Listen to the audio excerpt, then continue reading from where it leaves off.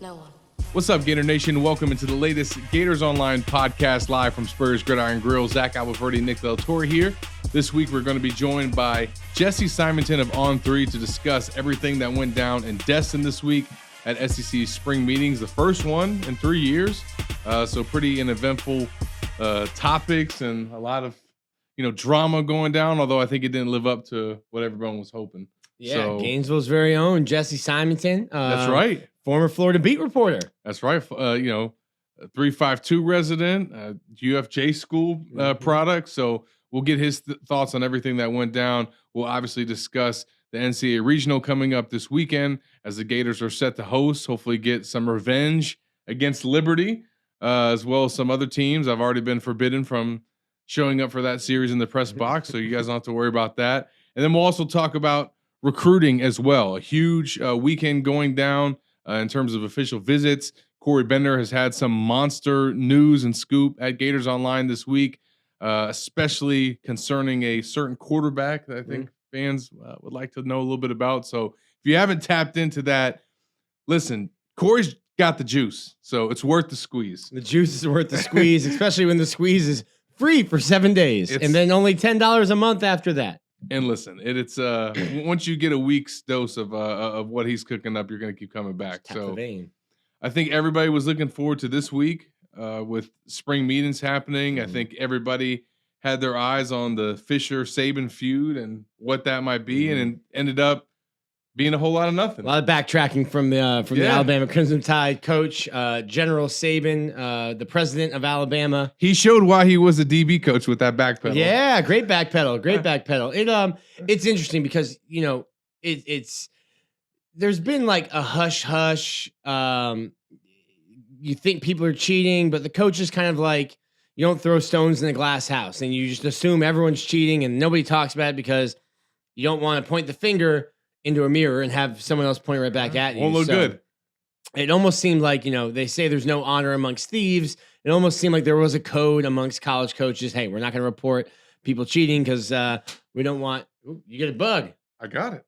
Look at it, Mr. Miyagi over here. Listen, I live out in the country, so I have to kill flies. So you don't want people to come looking into your closet. You don't want to point out theirs. And Nick came out and quite literally pointed into Jimbo's closet and said, "There's bags full of cash in there," which is interesting. And then Jimbo called an impromptu press conference and called him a narcissist. And well, listen, there probably a lot of coaches are, but it was interesting to see the back and forth. And then I think most of it was probably just Nick sitting in front of a bunch of boosters and trying to say, like, "Hey, as Deion Sanders said, we need the same kind of commitment that these Texas oil guys are giving to Jimbo. We need that same kind of commitment here at Alabama."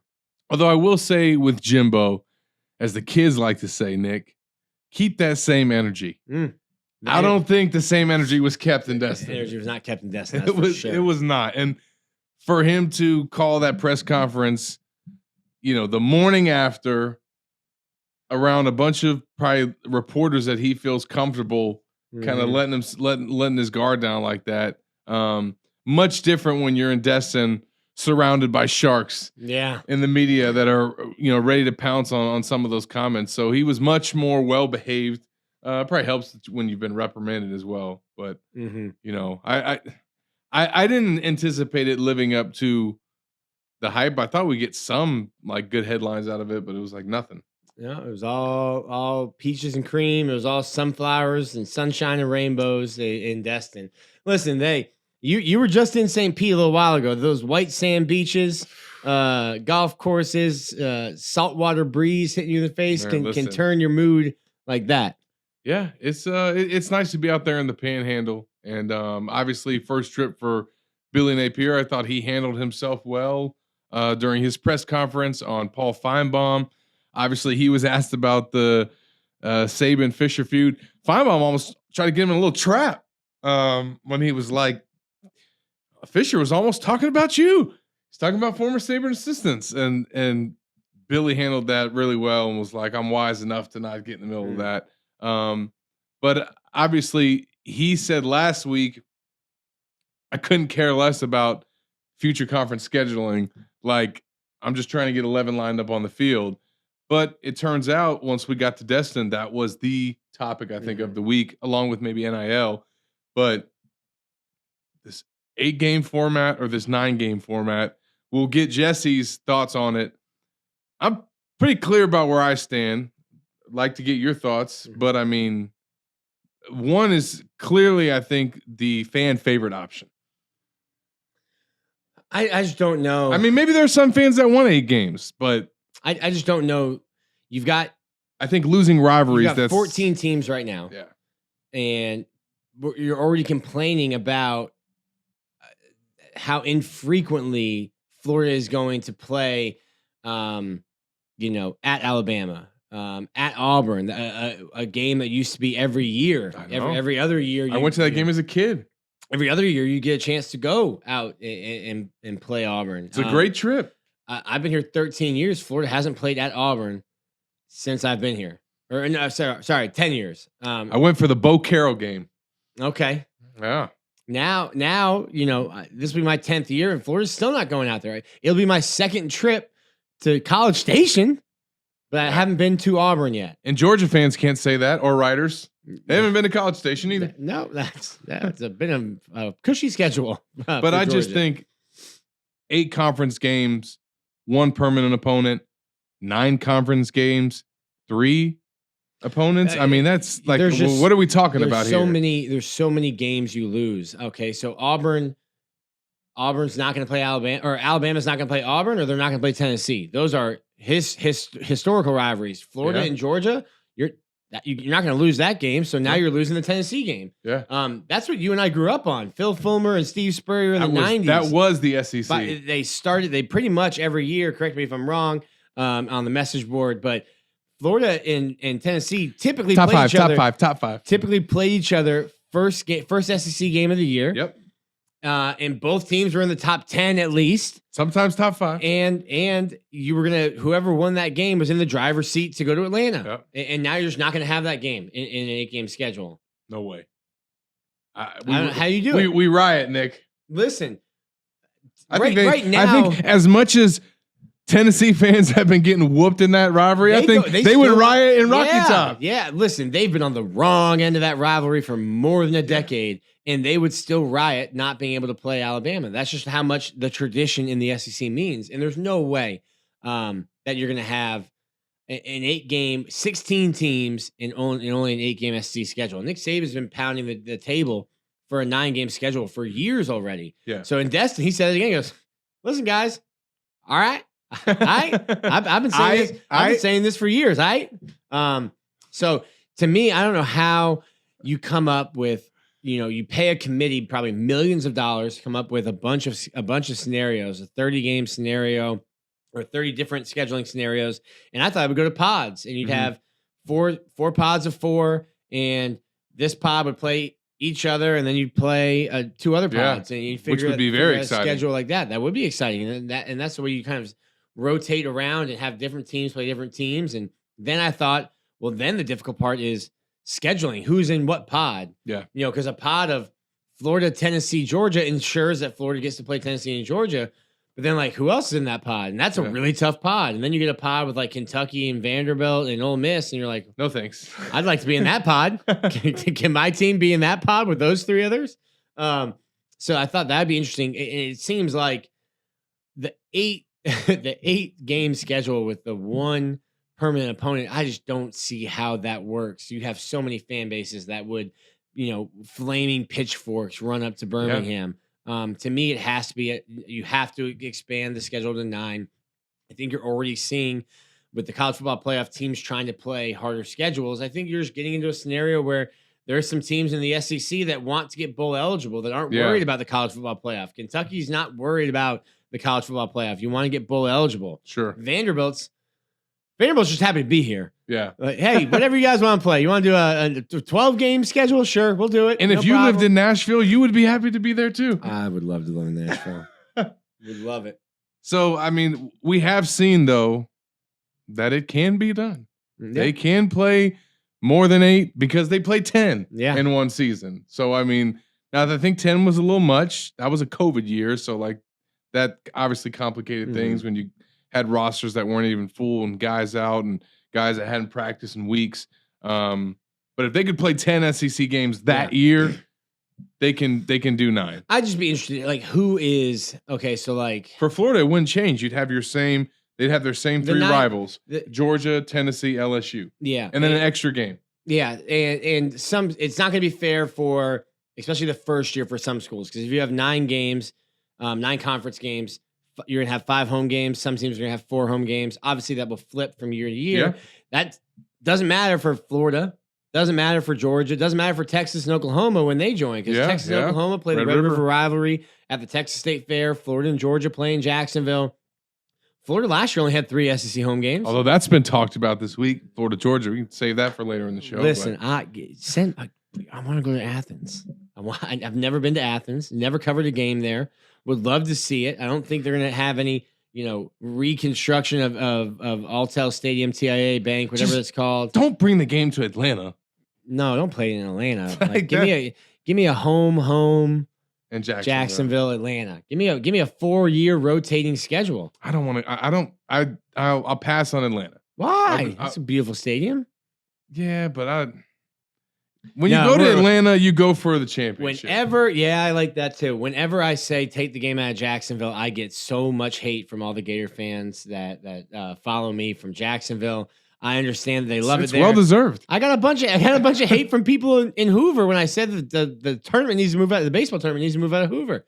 Got a bunch of people yelling at me for that too. Well, we'll hear from Jesse, who says that there are some teams that have made it very clear where they stand on the scheduling, and that is in favor of 8 games. So even though to us it sounds ludicrous, there are some teams in the league that prefer the 8 games. So I do think some of those tunes will change once the college football playoff kind of that picture gets clarified and clearer in terms of how many teams are going to be there, and if you can sustain more losses and still have a chance to compete. And if that's the case, I think teams in the league will feel better about taking on more games and more permanent rivals. And the total landscape of college football. We talked to Scott Strickland a couple of weeks ago, and he said we might not be looking at a Power 5, might be looking at a Power 2. And if you get to a Power 2 where, hey, the SEC's got 16 teams, maybe the Big Ten expands, and hey, we're going to branch off with these 2, and we're going to take a couple more teams, and we're going to do our own thing. Yeah.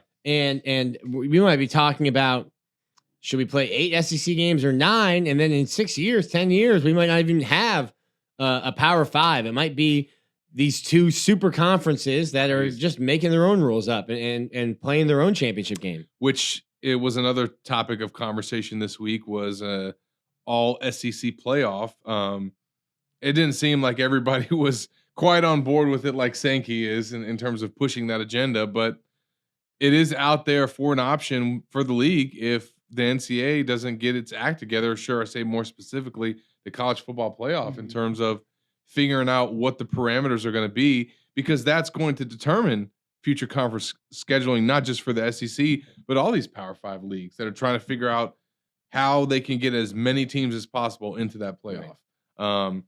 So we're going to get to this first break. When we come back on the other side, we'll be joined by Jesse Simonton. He is in between flights, but he is going to come and kind of give us all the things that he heard, in the halls and in between press conferences and meetings in Destin. So we'll jump back to this break. We'll come back on the other side. You're listening to the Gators Online Podcast live from Spurrier's Gridiron Grill.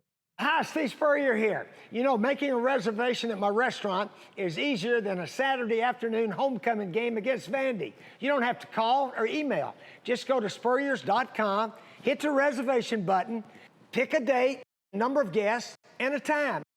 It's so simple, I can do it. In fact, I just did. Maybe I'll see you tonight.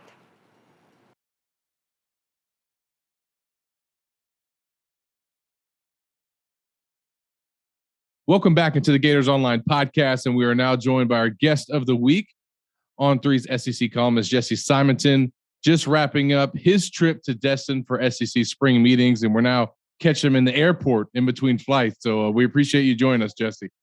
Thank you, guys. Yeah, Reagan to NYC here, but happy to hop on.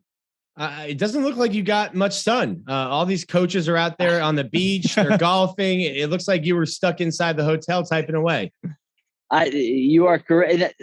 honestly, it's almost, there was plenty of typing for sure, but it's lots of just, you just manning the halls and you're kind of running around. But it was a good experience. Got a lot of FaceTime with a lot of good folks throughout the conference. It was great to kind of put my face in front of Billy and getting to know, Napier a little bit, talking to Scott Strickland. And then obviously, a bunch of the other power players throughout the SEC. So definitely, this was probably one of the more important spring meetings in years. I'd been before, but this one, just with the weight of everything, not only NIL, but the future of the conference, what's happening with the transfer portal playoffs, lots of discussions. The irony is, as I sit here and I leave today, I'm not sure how much is actually going to be resolved. I think, maybe some stuff got a little bit forward or they have an idea of where some things are going, but I'm not sure how many votes are actually going to take place on Friday. Before we get into the real important stuff, what was the tension like after the verbal barbs between Jimbo and Nick Saban? What was the tension like? I saw the seating chart put out there. Obviously, that's just like alphabetical order. But Jimbo said, I'm done with him. And Nick kind of backtracked. What was that like in Destin? I think everyone was, wanting to see, Buster Boxing Douglas. Like they wanted to see, a 2.0 fight. But the irony is that Saban, with his initial comments, were basically, he literally read off a piece of paper, which was kind of interesting because Saban is normally, he comes in there confident, big chested, he's one of the ones that always looks super tan. He actually looked like he hadn't been outside all that much. But, he read off a piece of paper that basically said, I didn't say anything wrong. A Tex Ags guy was the first guy to ask Nick, but you accused him of buying the whole thing. And Nick said, I never said anything. I did anything wrong, or anybody did anything wrong. And I don't have a problem with Jimbo. And with those comments right there, it really did diffuse the entire situation, because then Jimbo wasn't slated to talk that day. He really wasn't scheduled to talk on Wednesday. And yet I think he was like, well, I'll go out there because now this is just chill. It's not really that fire anymore. So he goes out there, and it was kind of funny because this is the same guy that called Saban a narcissist and held his own personal press conference just to go scorched earth. So there's a little pot kettle there, but he comes out there and he starts joking about brotherly love stuff. So, I mean, I think there definitely is still tension behind the scenes, but Jimbo certainly was in a great mood. Saban was just kind of Saban. So I didn't think it was all that, it wasn't, I think a lot of folks are thinking, it's going to be like DEF CON. It was not like that at all. Yeah, for sure. Outside of that, what do you think created the most tension in Destin this week? Was it SEC scheduling? Was it the NIL debate? What do you think got coaches and administrators the most riled up from your perspective? I think talking to folks on the ground, it does seem like, and even lots of the public comments, I do think some of the NIL stuff was, I wouldn't say contentious, but at least there was lots of dialogue there. But I think even Greg Sankey, the commissioner, kind of mentioned, I think the discussions there were positive, because I think you guys have heard all the comments. To a man, almost all these coaches have some sort of issue with the lack of guardrail, no transparency, structure, whatever, buzzwords you want to use. Now, and as I wrote in my column the other day, the irony is nobody that knows anything wants to say anything. So they can complain all they want, but it's just griping to gripe. But I think behind the scenes, I do think there at least some ideas were floated. Perhaps some of that stuff's going to start to leak out. To circle back though, Zach, I think the most contention is definitely the schedule. Tuesday night, the feeling was on the ground there, it's going to be 9. There's still going to need to be some kind of horse trading over permanent rivals and kind of, eliminating the guaranteed Power 5 deals. But by Wednesday afternoon, and it's been out there. I wrote it. Other people have wrote it. Kentucky, Arkansas, and some of these other programs, they kind of locked arms and said, we want 8. And Greg Sankey, basically who initiated on Tuesday, thought that they were going to hold a vote Friday. We'll see if that happens. He said, wait till Friday. We'll see. I'm skeptical a vote happens at this point. Now, let's just be honest. It would be absurd if the SEC, in my opinion, played an 8-game schedule. You guys cover Florida. Y'all do a great job. Can you imagine Florida not playing, whether it's a Tennessee or just name a school, name Florida's one of these programs that has, they're going to play Georgia. So Florida, Georgia would be, if it was a 1-8 that'd be the one. That would be the one. Okay, but is Auburn, Georgia really going to be eliminated? Is Tennessee, Alabama going to be eliminated? Are you really going to invite Texas into the SEC and then say, oh, you're not going to play Texas A&M every year? Well, then the Red River rivalry's out. No, that's a guarantee. That's to say, ESPN is like, we paid all this money for the SEC. We are getting the Red River rivalry. So then in first time ever. So then in the 8-game schedule, now, okay, well, Texas and Texas A&M, maybe they play, but not every year. That's why I think ultimately, my opinion on this, I think it's a poison pill.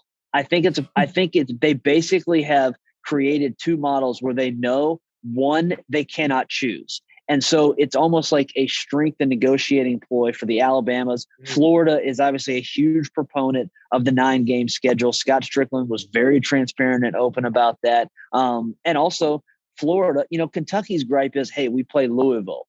And I understand Kentucky is, they're in a different phylum of the SEC than the Gators. And so they're one of these, Stoops has this awesome contract, trigger 7-8 wins. He gets a rolling year, another bonus. It's awesome. That's why he wants to continue to make a bowl game every year. Whereas Florida's like, hell, we'll play the 9 games and we'll still play Florida State. And Georgia feels that way with Georgia Tech. South Carolina is an interesting one, guys, because I think Beamer is a lot of folks like him. And I thought he was awesome to talk to off to the side, even just kind of some one-on-one stuff. And I think he's kind of in two camps because obviously they play South Carolina or they play Clemson every year. But he's a competitive dude. And so it's kind of funny. So it's like maybe his administration is like, hey, our schedule is really hard. We want to be team 8. And I think Shane's like, yeah, I get it. But I see the merits to 9. So I think time is on the SEC side. And I would be legitimately stunned if they don't come to the conclusion that ultimately it's a 3-6 model. Let's negotiate on who gets what permanent rivals and let's eliminate, okay, Arkansas, you don't want to have to play 9 SEC games and then also have to play another Power 5 team. We'll eliminate that rule. That's okay. You don't have to do that. If Florida, Georgia, and these other schools want to, kudos to them. But if it's not a requirement, then I think ultimately cooler heads will prevail and they'll go to a 9-game slate. The 9-game slate seems like the path of least resistance. Obviously, it seems like you reported and like you wrote that there's just to put it bluntly, there's haves and have-nots in the SEC. There's an upper echelon, and then there's some other guys. Kentucky's been good recently, but they're in that lower slate. And like you mentioned about Stoops' contract, those teams are like, hey, we got a good thing going with 8. I like only having to play 8, and then I can get one FCS team and then play Eastern Washington and get another one. And that's 3 wins. And now I can sneak into a bowl game at 6-6. I think the other teams, Saban's been beating his chest for 9 and beating the table for 9 for years now. Yeah, he has. I just can't imagine so Alabama has the 3rd Saturday in October against Tennessee where they're smoking cigars in the locker room. You're not going to have that or you're not going to have the Iron Bowl. There's so much history in the SEC to me. To have to cut ties with these traditional rivalries is a disservice to the league and to the tradition. And I don't see a way that you go with 8 and sacrifice all of that. Well, not only that, there's already the complaints from fans, from administrators, from seriously universally across the conference, players, coaches. Hey, we haven't been to school X. School Y hasn't come to our school. If you have a 16-team league and only an 8-game schedule, that's going to become, it's ridiculous. And so and again, divisions are going to be gone. So for the first time since 1992, it's going to be basically 30 years this season, the SEC will have had divisions. So you're talking about a potential 8-game schedule, 16-team league in a division. It's not palatable. It does not work. I think this is a lot of posturing, and ultimately, again, there's going to be horse trading that happens, but they're going to settle on some sort of 3-6, 9-game model. There is no way out of the 34 models that they looked at that 8-game one was in the top 2. I think Jesse made a great poison point. pill. I'm telling you, it's a poison pill. It's a poison pill. I think that was a great point. It's like, hey, we picked one terrible one and one that we think could work, and we're only going to consider these 2 now. But another detraction from the 9-game schedule is that odd numbers aren't going to be even when you schedule. Yeah, that Florida and Georgia don't care because one of them is losing a home game in the current model each year. Yeah. Florida's losing a home game, lost a home game last year. They only had 3 SEC home games. They get 4 this year. Yeah. But that away game with Jacksonville in the 9-game model, Florida's like, cool, we get 4 home games every year now. That's better than we had in the past. Texas and OU are in that same camp. Mm-hmm. Any discussion about them potentially joining the league sooner this week? That honestly, that there was very little scuttle on that at all. I heard next to nothing on that. Now Sankey noted they were looped into the conversations rescheduling, but because the SEC has no play in that, I think if that happens, guys, that's going to be a push from like Disney, and that the TV stuff and let's them not being forget like who Daddy is. TV is Daddy. Exactly. Them being like, we want that inventory early. But the Big 12 thus far has not seemed interested at all in letting them out early. So unless they want to pay, which again requires a check from Daddy. That's right. We're speaking with Jesse Simonton from On3. A final couple things for you, Jesse, as we wrap up. What was your impression of a lot of the new faces that were in Destin this week? Specifically, I'm sure our Florida fans would love to get your impressions of Billy Napier, but also some of the other first-year coaches there. Yeah, this was, again, a unique deal because obviously spring meetings hadn't happened for a couple of – this was the first one in 3 years because of COVID in person. And so this was a lot of guys' first time, whether it was the Josh Heupels, Clark Lees, I mentioned Beamer, those guys who were in the league last year for their first season, or the Billy Napiers and Brian Kellys and those guys who are now coming into the SEC. Napier's obviously an impressive guy. He kind of exudes a calm confidence. This probably wasn't we were obviously probably talking about a lot of stuff he isn't particularly I wouldn't say not interested in, but he's really focused right now on the vision of Florida and how to get the Gators back. And some of this stuff is particularly important, but I think he wanted to get back to Gainesville and get back around his team. He's an impressive guy. I do think that while South Carolina, I think their fans are really thinking because they won 7 games last year. We got Spencer Rattler. We can win 8-9, maybe compete for the SEC East. Those breaks need to be tapped. But Shane Beamer is an impressive coach. And I think he has said the same thing that, expectations be darned. But he's a good guy too. So it was good just to get in front of a lot of these guys for the first time in a good while. And then final thing for you, Jesse, all the dust has settled for the most part from the transfer portal. We kind of know where all the SEC rosters stand heading into the summer. What is just your general outlook on the league, few months away from SEC media days and fall training camps of just some of the top contenders and how you see this thing potentially shaking out in the fall?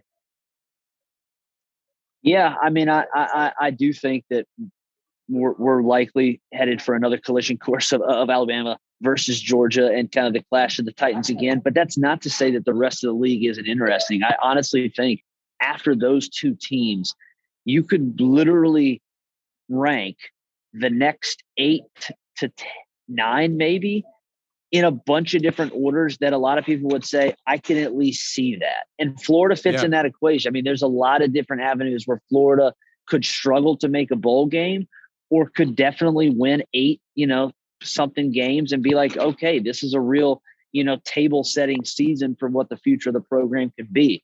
I'm not obviously high on Missouri or Auburn this season. I love Clark Lee. He was a guy I spent some good one-on-one time with. Vanderbilt is just such a long rebuild there. I I'm really curious, especially this will kind of loop it back with the Gators. I don't know how you guys feel. I got to roll here in a second, but LSU, I think, is the biggest Jekyll and Hyde team in the league this year because of what they did with the portal, how Brian Kelly basically looked at his roster and said, way too thin. I got to get immediate upgrades across the board. Jaden Daniels, he doesn't do it for me. Maybe a former Gator OC's kid, Nussmeier, he can sling the ball a little bit. I think maybe he ultimately becomes a starter. Kelly has played two guys. Denbrock loves to have a quarterback who can run. So Daniels is definitely going to have a role in that offense. I just think LSU is going to be like one of the most interesting teams because they could literally be last in the SEC West, or they have enough talent, both that was already on the roster and what they brought in via the portal, to push probably every team in the West except for Alabama. So that's a wide variance. For sure. Well, listen, you covered a wide range of topics, Jesse. We appreciate it.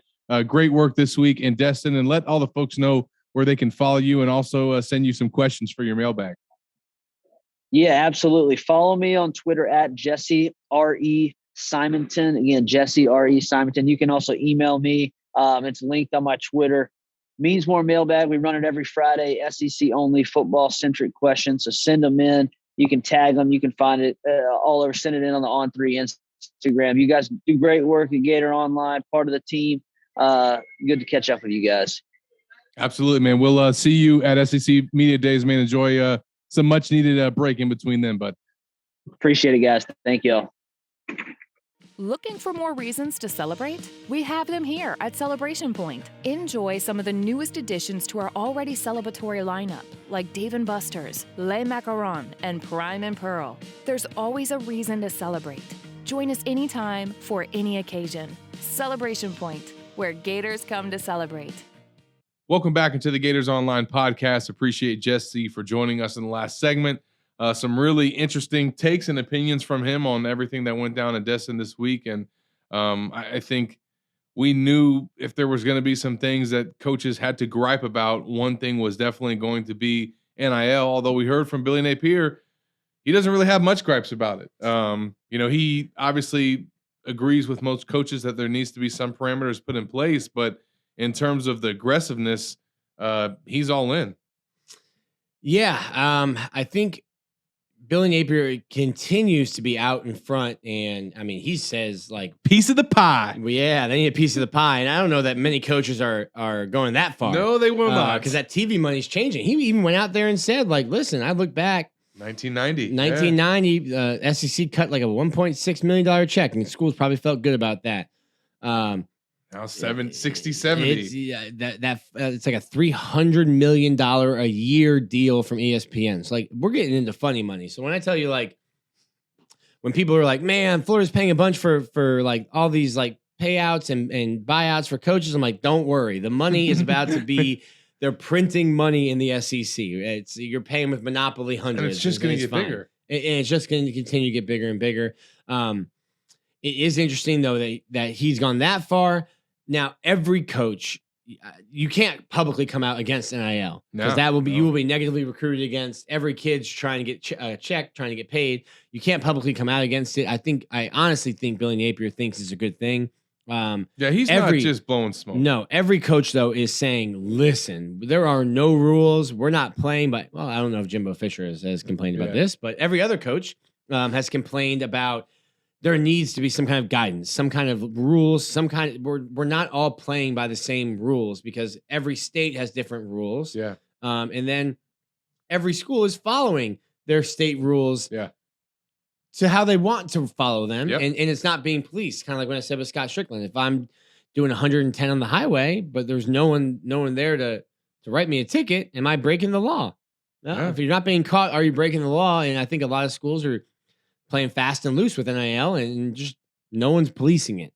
Yeah, and I don't know when that's going to go into effect because, as Strickland said, it's really up to Congress and congressional action for that for something really to be done that everybody's going to follow by the same rules. So Congress should be concerned with a lot of other things going on right now rather than NIL legislation, and the NCAA, the organization that is the governing body, should grow some teeth and do something. I don't know what you can do by NAL. Like if you try to make a player ineligible for a certain kind of thing, like you're going to get hit with a lawsuit. I did think it was interesting, and he mentioned this last Thursday when he spoke prior to his final speech in Gainesville.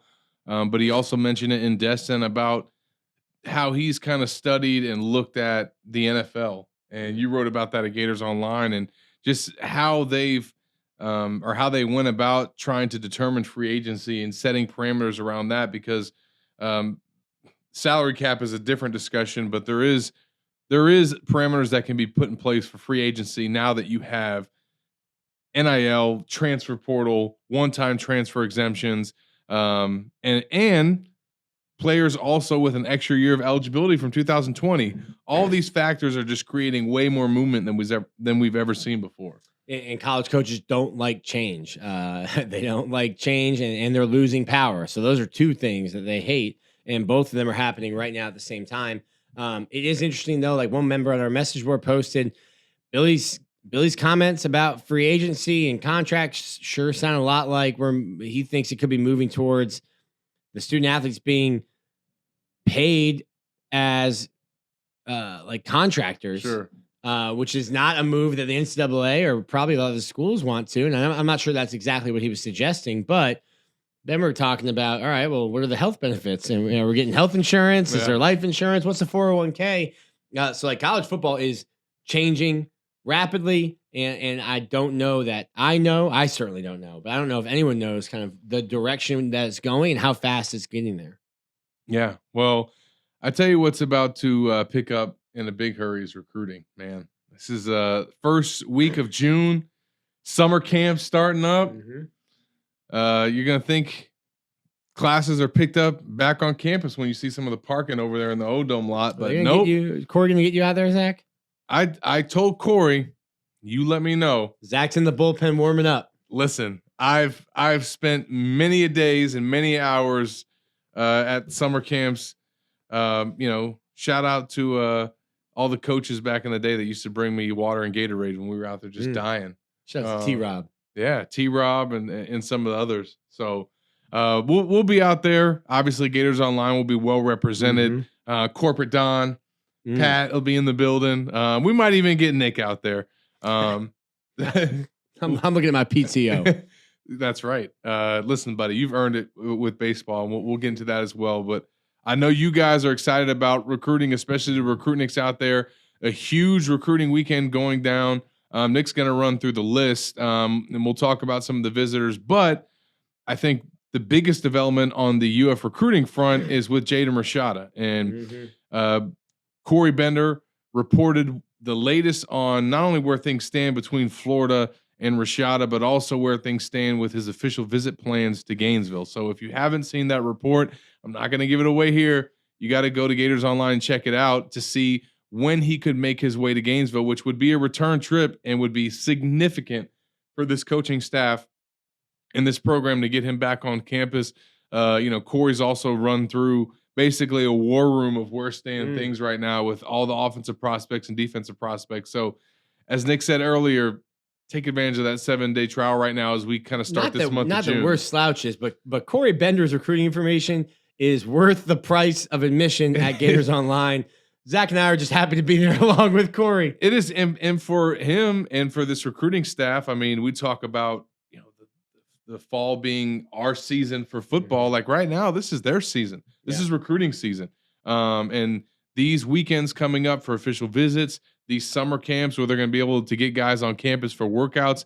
This is huge for a staff in its first full recruiting cycle, trying to put together a bump class and also build its board for 2024, 2025. So, and also no more initial counters. So as Billy Napier signed talked 50 about, this year. Yeah, it took the cap off. You just got to get to 85 by August, but you can sign as many as you want now.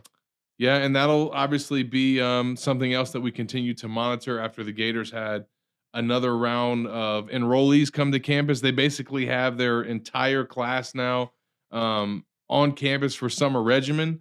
15 of the 18 signees, as well as all the transfers have made it to campus. So the benefit of those guys being able to go through summer workouts and kind of just get established. We saw the, the draft day, Nick? that they had for the summer regimen. Yeah, they're about still to- learning details on that. I think by the time you guys listen to this, we'll have some more out there on that. But from the looks of it, it looks like they split up the teams for their summer regimen phase and all these workouts that they're about to do to create some competition, which is what it's all about. Yeah, when you're going through workouts where you're not allowed to drink water, and they're getting pushed mentally and physically, probably as much mentally as they are physically. It's good to have that team aspect of competition. And it's, hey man, this sucks, but I can't let the other team beat us. Yeah. I already saw what happened if I lose during the spring game. I'm not trying to eat Franks and beans. Not trying to eat Franks and beans after this workout. I'm trying to get that filet mignon and a little lobster, some crab legs. That sounds much better to me after this workout, than some Chef Boyardee. And I would imagine that some of the official visitors this weekend, they're going to be eating along those lines, getting wine and dine. Nick's going to run through the list real quick. We'll talk about some of the visitors that are coming to town, and then we'll wrap this up with all the regional action going down in Gainesville. But Nick, there's some big names that are making their way to Gainesville this weekend. 2 top 100 players on our On3 composite ranking. First one, defensive lineman Kelby Collins. The second one, a big name that Florida has been in on for a while and fans want to hear about, Iden Mizell. Top 100 receiver. 4-star linebacker Grayson Howard. 4-star running back Treyon Webb. Everyone knows Gator legacy there. Yep. Putting out a lot of stuff. Like, hasn't committed to Florida. But he has orange and blue gear. Certainly feels committed. Hasn't committed, but certainly feels committed. Almost like pencil that one into the class. Looks good. Looks good. Prospects seem good for Florida. With a 4-star running back Treyon Webb, 4-star linebacker Raul Aguirre, 4-star linebacker Jordan Hall, 4-star safety Jordan Castell, and a Gators offensive line commit in Bryce Lovett, all on campus this week. Yeah, so obviously a big weekend for the Gators. I think getting Mizell in town is huge. I think he's a guy that Florida could probably get in the class regardless of whether they have a quarterback committed yet or not. But the fact that, Jaden Rashada has now emerged as a target for Florida, it's probably something that he's got his eyes on. Getting Webb on campus is obviously a big deal. I think getting your linebacker targets, Howard and Hall being a guy from IMG Academy, a school that Florida's continuously trying to make moves in and kind of gain some traction there. And I think that they have the potential to do that with a few prospects in this class. Hall being one of them, just named Florida in his top 5 heading into this weekend's visit. So make sure you guys stay locked in at Gators Online. Corey Bender and Pat and Don will have all the latest from how those visits go down and kind of where Florida stands. I would think that over the course of the next 2 months, you're going to start to see some guys pop.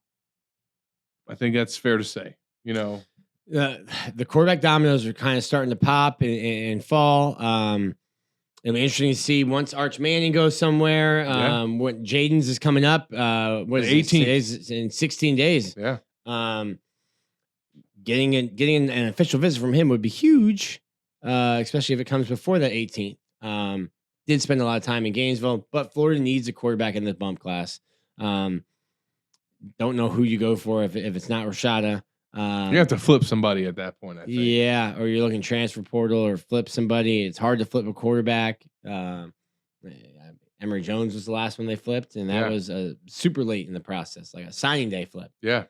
So I think that, it does help for Florida with Rashada that his dad went to Arizona State. So he has a relationship with Billy Napier. Yeah, he has some familiarity there. He knows not only what he did at Louisiana and now is doing at Florida, but can actually check this man's credentials from his time with the Sun Devils. So I think there's a reason why Florida, despite being one of multiple schools, not like they're just the only one, but one of multiple schools that really got into the mix kind of late here, they've ascended to the top and put themselves as a serious contender to land his pledge. So we'll continue to monitor where things are at on that front. But let's switch gears here to baseball, as the Gators have earned themselves the right to host after an incredible run in the month of May, and now put themselves in a position to, I think, advance not only not just host but advance They get a chance to get some revenge against Liberty, play some other quality teams as well. And Nick, as always, will be there to cover it. And I will not be because I've been banned.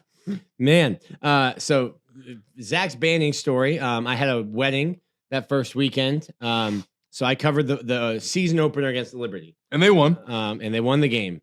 I left, had a great time. Congratulations to Kyle and JC. Had a great time, drunk as a skunk all weekend long, celebrating two great friends. Look on my phone Saturday, expecting Florida to probably sweep this little team Liberty. See a loss. Think, man, not going to be great for Zach. Sunday comes, nursing a hangover on my way back to Gainesville. Look at my phone, lose again. I'm like, whew. Tune into the message board. Zach has been officially banned from any more games. And I know. Didn't even make it out of the first weekend. Didn't even make it out of the first weekend. I know. Didn't even make it to conference play. I did the first weekend. And I know, I'm like, shoot, Zach has to cover another weekend for me because I have another wedding coming up. So we sent Pat. Oh, and they won. And they won. Yep. So Zach's done. But I'll be there. It's a really tough regional. I think Statesboro with Georgia Southern is another tough one, but I think Florida might be the toughest regional of the 16. Yeah. You get a team in Oklahoma who's on fire, just won the Big 12 championship, arguably could have been a host of their own regional. Obviously the 3 seed in Liberty who beat Florida. They're coming in as an at-large. They lost in their conference championship tournament, so they weren't an automatic qualifier. They're an at-large bid from a mid-major conference. And then the only 40-win team that is a 4 seed in Central Michigan. They win their conference. And I pulled up his name. His name is Andrew Taylor, who is their starter. He was the conference freshman of the year and a first-team All-American heading into this year. So I've already prepared myself for the Florida, this is embarrassing. We can't hit a guy from CMU. And I'm like, okay, well, he's going to be a first-round draft pick next year. So that's just how baseball is. Like, you get a 6'5" guy who's hit 100 miles an hour pitching at SMU. Or CMU. That just happens. So Florida's going to try out Brandon Sproat. Put that news out. Broke that news today at Gators Online. Sully's gone back and forth with it in the years. Sometimes you save, if you're the 1 seed, you're playing the 4 seed. Sometimes you save your ace. And then, listen, the 2 seed and the 3 seed, they're battling. They're going to be close. Yeah. They're going to battle. And, hey, maybe we can sneak in and win this game with a 2 or a 3 pitcher. And then have our number 1 to go. And then you only have to win one more game after that because it's a double elimination tournament. Asked Kevin O'Sullivan about that today. And he said, no, Central Michigan is for real. They have a legitimate number 1 starter who is throwing against us. We're not at the point where we can get cute. We're throwing our ace against their ace. The biggest thing that I'm excited about is, so last year there was weather coming in. Florida chose, and it was the first time that they were going to open up the stadium to a full capacity. Florida chose, hey, weather's supposed to happen later in the day. We're going to take that 1 o'clock time slot. And I thought, I get it because of weather, but that's not going to be great for people trying to come to the game. And it wasn't. Yeah. There were hundreds of people at the game, not thousands, hundreds of people at the game, which was first pitch at 1 o'clock on a Friday afternoon. It's tough timing. Florida's got a 6:30 first pitch, so I'm expecting a really, really good crowd. We had great crowds the last weekend of baseball, but really tough regional. You're going to get Brandon Sproat. Florida's playing their best baseball. We talked to Jeff Cardozo about it, and I asked him the question, are they just playing bad teams, or are they playing well? And he said, maybe it's both. And then you look at what the team did in Hoover. That proved it. Yeah, look what the team did in Hoover. Almost 10 runs. Lost to Texas A&M, but almost 10 runs to Texas A&M when they played him the second time. Texas A&M's a top 8 seed in the tournament. You played Tennessee tough until the wheels fell off towards the end. Alabama was a team that was fighting for their life. So Florida played really well against good teams, not just the has-beens and the other runs in the SEC. So the team is playing as well as they have all year long. They've figured things out in the bullpen. Wyatt Langford, despite not being nominated or getting any All-SEC or All-American run so far, still hitting the cover off the baseball. So it should be a good week at Condren Ballpark. Hope to see you there. If you're there, let me know. I'll be there all weekend. Zach might be in the stands. I will. You have a good record. I have a great record in the stands, especially midweek. Do the Gators make it out this weekend? I'm going to go and predict the Gators get it out this weekend. It'll be my first trip then, as long as Virginia Tech takes care of their region. My first trip to Blacksburg. Ooh, that will be fun. My first trip to Virginia. I've never been in the state of Virginia. I can't say that I have either. So shout out Mike Vick. I'm going to be, hopefully this time next week, I will be traveling up to Mike Vick's alma mater. I don't know if he graduated, but Mike Vick's playing grounds. that's what Virginia Tech is known for sure. Mike Vick. Man, that dude was legit. Do you know what a Hokie is? I don't. It's a castrated rooster. I learned something new today. You learned something new too. Just a weird thing to root for. Well, we learned some new things from. That's right. It's a weird thing to root for. Well, hey, it's not that far from the Gamecock, so. Okay. Yeah, it is. But listen, we learned some new things from Jesse Simonton this week. We appreciate his time and coverage from Destin. He was great with us, feeding us with some quotes and doing a great job of covering the league there. Nick, as always, on top of all his baseball coverage. I know you guys have enjoyed a season's worth, and you still get another weekend of it. Hopefully some more after this one. And as always, make sure you guys are following all of Corey Bender's recruiting coverage, especially with things heating up in the month of June. We will be back next week. For Nick Del Torre, I'm Zach Abolverdi.